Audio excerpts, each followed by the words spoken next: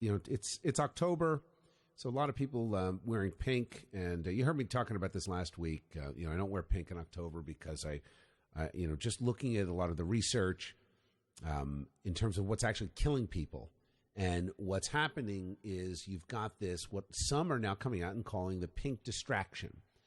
In terms of distracting attention away from real solutions.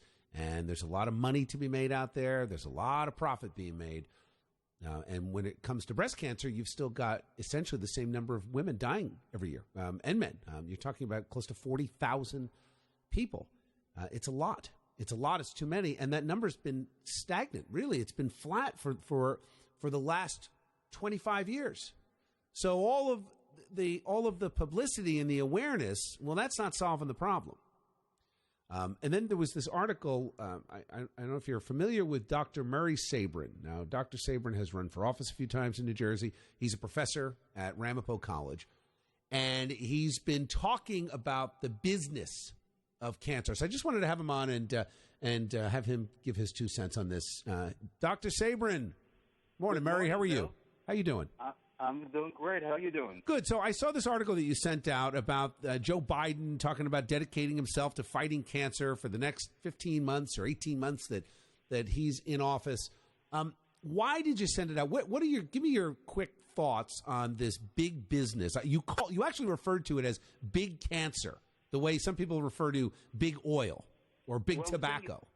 The thing is, this was a blog posted on LouRockwell.com, Lou has been one of the premier libertarian activists in this country for the past 40-some-odd years, and one of his bloggers put this article together about Biden and big cancer, and that apparently, according to some people, are the primary reason that we get cancer. So the point is, you've got to educate yourself, and with the Internet today, people can educate themselves better than they have 30, 40 years ago when they had to just rely on their physician to tell them, this is the treatment you have to take, this is the medicine you have to take.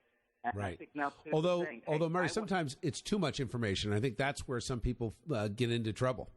Well, this is why shows like yours, where you bring on people who challenge the conventional thinking about all these different subjects, is important, because we need to have an adult dialogue, civil dialogue on these issues, and bring people togeted to hash out the facts and discuss what is the best treatment that people should do. Is there an article that I can tweet out based beyond this blog that talks about this 95% from the medicine's complicity with big business? Do you have something that you can send me that I can tweet out? Well, the one that I sent out is the Biden and big cancer sustained national. All right, and that has links to the book.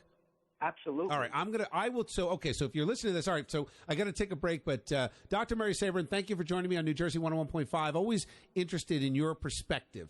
You bet. We'll be talking soon, Murray.